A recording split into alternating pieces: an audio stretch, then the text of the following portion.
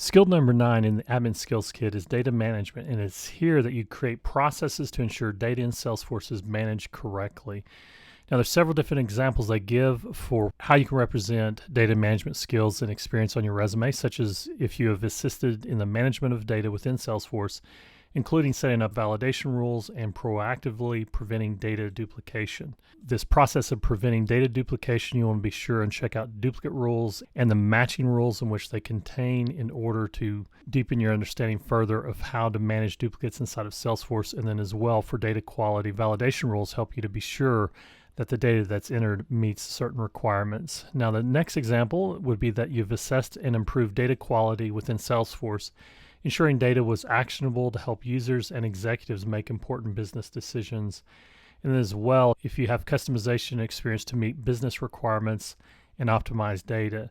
Now, on the flip side, with the employers, the way that they can represent data management skills would be seeking out those that have maintained Salesforce as the source of truth for all customer and sales data, as well as monitoring and updating Salesforce data, including importing, exporting, and mass updating of data. And then finally, looking for those that have overseen the execution of day-to-day configuration, support, maintenance, and improvement of Salesforce, including the creation of custom objects and fields. Then finally, the resources mentioned here, there's several different things linked to that you can check out, such as flexing your data management skills as a Salesforce admin, data management and data quality trails, as well as 6 data management habits that will help you succeed in your role. So that is skill number 9 in the Admin Skills Kit, data management. Next up is designer's mindset, skill number 10. I'll see you there.